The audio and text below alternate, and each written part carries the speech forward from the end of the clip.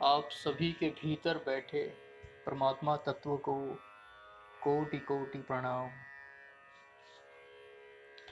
मित्रों, आज हम स्वाधीन कैसे बने इस पुस्तक के दूसरे अध्याय को प्रारंभ कर रहे हैं, जिसका नाम है भगवान में लगने का उपाय। खाना, पीना, सोना, बातें करना, आलस्य में पड़े रहना, इसमें जैसा मन लगता है वैसा पाठ पूजन में नहीं लगता। कबीर साहब ने कहा है, कबीर मनुआ एक है, भावे जहाँ लगाए, भावे हरि की भक्ति कर, भावे विषय कमाए। दो ही बातें हैं, बीच में जीव है। एक तरफ संसार है और एक तरफ परमात्मा है। संसार से संयोग जन्य सुख मिलता है और संसार में आसक्ति होती है, प्रियता होती है। परंतु भगवान के भजन, पाठ, जप आदि में प्रियता नहीं होती। मन तो एक ही तरफ लगेगा। अतः मन को संसार से उठाओ। खाना, पीना, सोना आदि में सुख मत लो। इनमें सुख लेते रहोगे तो मन भगवान में नहीं लगेगा, क्योंकि मन को खुराक तो संसार से ही मिल जाएगी। हमें संसार की अनुकूल परिस्थिति अच्छी लगती है और प्रतिकूल परिस्थिति बुरी लगती है, तो हम संसार के ही ग्राहक हुए ना। कसौटी लगाकर देखो कि हम परमात्मा के ग्राहक हैं या संसार के। एक तरफ परमात्मा है और एक तरफ संसार है। अगर संसार की अनुकूल परिस्थिति, अनुकूल पदार्थ, अनुकूल अवस्था अच्छी लगती है और प्रतिकूल परिस्थिति आदि बुरी लगती है, तो हम परमात्मा के भक्त नहीं हैं। जो लोग रुपया कमाने के लिए दुकान पर बैठते हैं, उनके सामने कई अनुकूल व्यक्ति आते हैं और कई प्रतिकूल व्यक्ति आते हैं, परंतु वे न तो राजी होते हैं न नाराज होते हैं। अपने व्यापार में लगे रहते हैं कि राजी नाराजगी से क्या लेना, हमें तो पैसा कमाना है। इस तरह जैसे गृहस्थ पैसा कमाने में लगे हैं, ऐसे साधकों को तो कम से कम परमात्मा में लगना चाहिए। अनुकूलता प्रतिकूलता में फंस जाते हैं, यह बड़ी बाधा है। गृहस्थों का ज़्यादा समय जाता है रजोगुण में और साधुओं का ज़्यादा समय जाता है तमोगुण में। ऐसी बात मेरे मन में वर्षों से आई थी, पर कहीं आज है।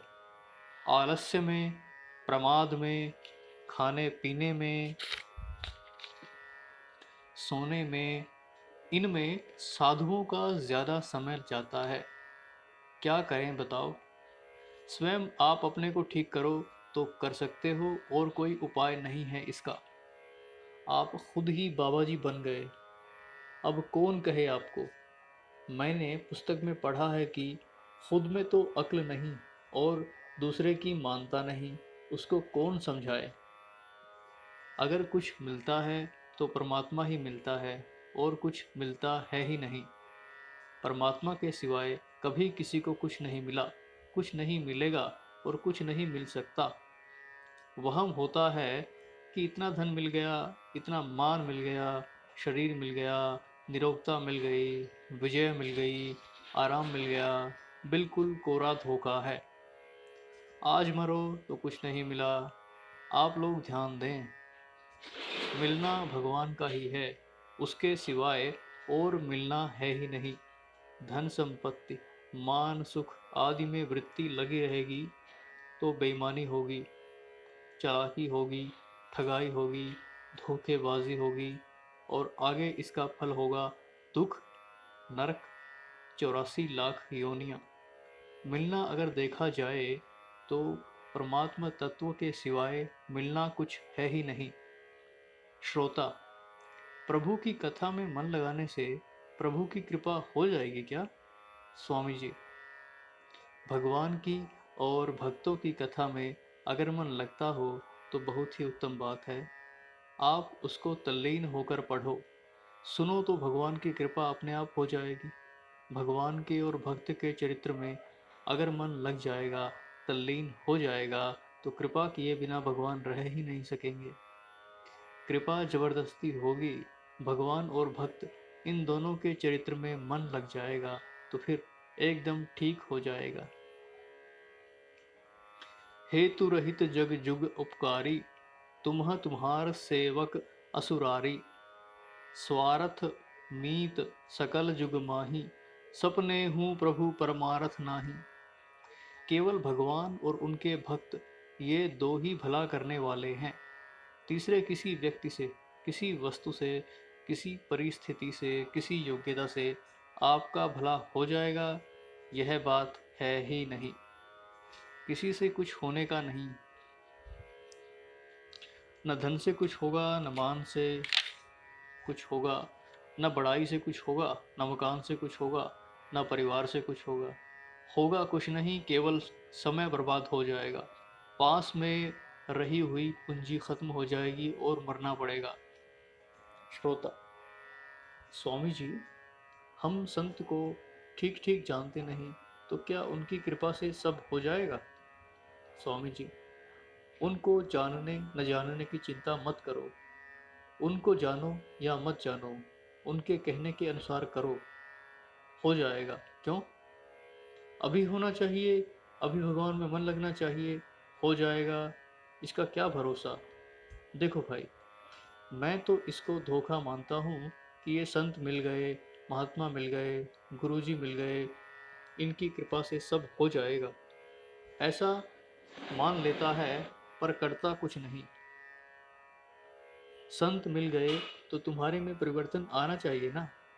जैसे नींद में प्यास लगी और जल पीते हैं पर उससे तृप्ति नहीं होती, ऐसे ही संत मिलने पर, अच्छा संग मिलने पर भी हमारी तृप्ति नहीं हुई, हमारी दशा वैसी ही है, तो क्या मिल गया?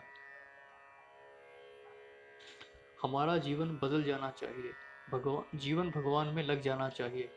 भगवान में, भगवान के चरित्र में, भगवान के नाम में, भगवान के गुणों में, भगवान की लीला में मन तल्लीन हो जाए तो यह लाभ की बात है।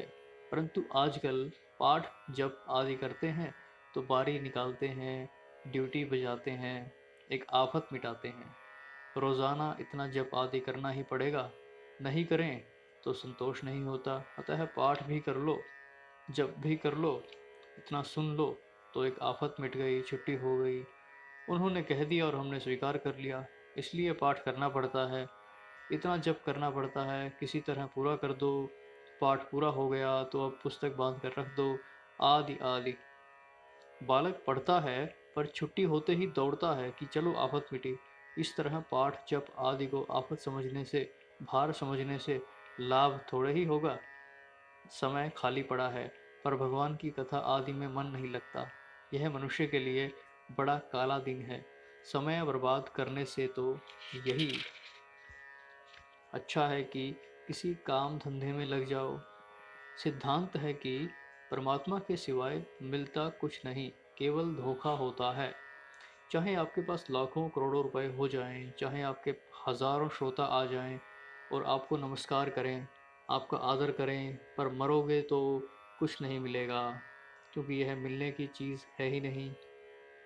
बढ़िया भोजन मिल गया, बढ़िया कपड़ा मिल गया, बढ़िया सोने को जगह मिल गई, आराम मिल गया, तो केवल धोखा हो गया, मिला कुछ नहीं। इसलिए सावधान रहना चाहिए। मैं तो यह कहता हूँ कि आप हरदम नाम जप करो और 2-2, 4-4 मिनट में भगवान को नमस्कार करके भीतर से कहो कि हे नाथ, आपको भूलूं नहीं, हे प्रभु, आपके चरणों में मन लग जाए, हे नाथ, आप मुझे मीठे लगें, प्रिय लगें। आपकी एक ही मांग हो कि भगवान में चित्त खिंच जाए, भगवान मीठे लगें, भगवान का नाम मीठा लगे, भगवान के गुण मीठे लगें, भगवान की लीला मीठी लगे, भगवान के चरित्र मीठे लगें, प्रिय लगें। श्रोता: मन से रामायण जी को गुरु मान लें क्या? मन से रामायण जी को गुरु मान ले क्या? व्यक्ति विशेष को गुरु मानने से उसके गुण दोषों पर मन जाता है। स्वामी जी: बिल्कुल मान लो, निहाल हो जाओगे। रामायण जी को गुरु मानकर परिक्रमा करो, दंडवत प्रणाम करो, आदर से पाठ करो और उसमें जो बातें लिखी हैं उसको गुरु शिक्षा, गुरु वचन मान लो, हो जाएगा कल्याण। गुरु वचन ही होता है, शरीर नहीं होता। मेरी सलाह भी यही है कि व्यक्ति को गुरु बनाना ही नहीं चाहिए। व्यक्ति को गुरु बनाने से अड़चन होगी, उसमें फंस जाओगे, दूसरी जगह नहीं जा सकोगे, अच्छी बातों से वंचित रह जाओगे। अतः चाहे रामायण को ले लो, चाहे गीता जी को ले लो, चाहे पहले हुए किसी संत महात्मा को ले लो, चाहे अभी कोई अच्छा लगे उसको ले लो, और गुरु शिष्य का संबंध ना जोड़कर उनसे जो अच्छी बातें मिलें उनका तत्परता से पालन करो। अपने में जो त्रुटियां हों उनको दूर करो। उनसे सलाह पूछ लो कि क्या करें, कैसे करें। मेरे से कोई साधन की बात पूछता है तो मेरे को बड़ा आनंद आता है, प्रसन्नता होती है। मैं गुरु बनूं और दूसरा चेला बने, यह तो मुझे अच्छा नहीं लगता। पर कोई साधन की बात पूछे तो यह मुझे बहुत अच्छा लगता है, और जैसी बात आएगी वैसी बता दूंगा। कपट रखूंगा नहीं, छिपाऊंगा नहीं। लोग कहते हैं कि चेला बनो तो बता चेला बनो तो बताएं, और मैं कहता हूँ कि चेला न बनो तो बताऊं। श्रोता, ठाकुर जी की प्राप्ति की तीव्र आकांक्षा होती है, ठाकुर जी के प्रति प्रेम उमड़ता है। इससे प्रभु का साक्षात्कार हो सकता है क्या? स्वामी जी, हो सकता है। प्रेम उमड़ेगा तब साक्षात्कार होगा। वह ठंडा नहीं पड़ना चाहिए। जैसे सोडा वाटर की बोतल में भभका आया फिर शांत हो गया, उसको तो बढ़ना चाहिए। कल से आज, आज ज़्यादा हो, आज से कल ज़्यादा हो, कल से परसों ज़्यादा हो। ऐसे प्रतिदिन प्रतिक्षण भगवान में प्रेम बढ़ना चाहिए। भगवान में प्रेम होना ही भजन है। पन्न गारी सुन प्रेम सम, भजन न दूसर आन। प्रेम के समान दूसरा कोई भजन नहीं है। भगवान में जो आकर्षण है वही भजन है। इसके लिए भगवान से बार बार प्रार्थना करो। एकांत में बैठकर भक्तों के चरित्र पढ़ो। एकांत में बैठ जाओ और कमरा बंद कर लो, न हम किसी को देखें और न हमें कोई देखे। फिर भक्तों के चरित्र पढ़ो, स्तोत्र पढ़ो, विनय पत्रिका पढ़ो। पढ़ते पढ़ते जब हृदय गदगद हो जाए, नेत्रों से आंसू आने लगें, उस समय पुस्तक बंद कर दो और नाम जप करो, कीर्तन करो, प्रार्थना करो कि हे नाथ, आपको भूलूं नहीं। ऐसा कहते जाओ। ऐसा करते करते जब आंसू सूख जाएं, वैसा भाव नहीं रहे, तब जहाँ पढ़ने से वैसा भाव बना उससे एक पृष्ठ पीछे से पुनः पढ़ो। पढ़ते पढ़ते वहाँ आते ही वैसा भाव बन जाए तो फिर पुस्तक पूरी करने का लक्ष्य बिल्कुल न रहे। भगवान में मन लगाने का लक्ष्य रहे। जहाँ पढ़ते पढ़ते मन लगा वहाँ पुस्तक छोड़ दो और प्रार्थना करो। भगवान से अपनी बात कहो, भगवान के लिए रोते रहो। यह साधन आप घंटा 2 घंटा रोजाना करके देखो।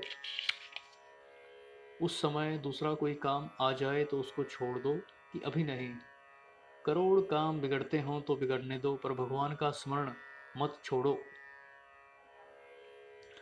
कोटि त्यक्त्वा हरिं समरेत, कोटिम कोटिम त्यक्त्वा हरिं समरेत। भक्तों के चरित्र में मन लगे तो बहुत बढ़िया है। भगवान से भी भगवान के भक्त का चरित्र बढ़िया है। गोस्वामी जी महाराज लिखते हैं, मोरे मन प्रभु अस विश्वासा, मोरे मन प्रभु अस विश्वासा, राम ते अधिक राम कर दासा। कोरा लिखते ही नहीं हैं, काम में भी लाते हैं। गोस्वामी जी महाराज अपने मन से राम जी के साथ रहते हैं, इसलिए यहाँ लिखते हैं, यहाँ प्रात जागे रघुराई, और रावण के साथ नहीं रहते इसलिए वहाँ लिखते हैं, वहाँ सकोपी दसानन आदि। परंतु जहाँ भगवान और भक्त दोनों की बात आती है वहाँ गोस्वामी जी भगवान को छोड़कर भक्त के साथ रहते हैं। जैसे भरत जी का वर्णन करते समय वे भरत जी के लिए यहाँ लिखते हैं, यहाँ भरत सब सहित सहाय, और राम जी के लिए वहाँ लिखते हैं, उहाँ राम रजनी अवशेषा, उहाँ राम रजनी अवशेषा। भरत चरित कर नेम तुलसी, जो सादर सुनह, सिय राम पद प्रेम अवसी, होई भव रस बीरत। गोस्वामी जी ने रामायण लिखना शुरू किया तो सबसे पहले भरत जी का चरित्र अयोध्या कांड में ही लिखा है। इसके बाद बाल कांड लिखना शुरू किया, इसलिए अयोध्या कांड और बाल कांड दोनों के आरंभ में गुरु वंदना की गई है और कांडों के आरंभ में नहीं, और कांडों के आरंभ में नहीं। कारण कि पहले गुरु वंदना अयोध्या कांड में की और उसके बाद ग्रंथ का आरंभ किया तो बाल कांड के आरंभ में गुरु वंदना की, फिर लिखते चले गए। इस प्रकार गोस्वामी जी ने पहले भक्त का चरित्र लिखा, फिर भगवान का चरित्र लिखा। दूसरे अध्याय की समाप्ति। मुझ दास से हुई अनेकों गलतियों, भूल चूक, गलत उच्चारण के लिए मैं आप सभी से क्षमा चाहता हूँ।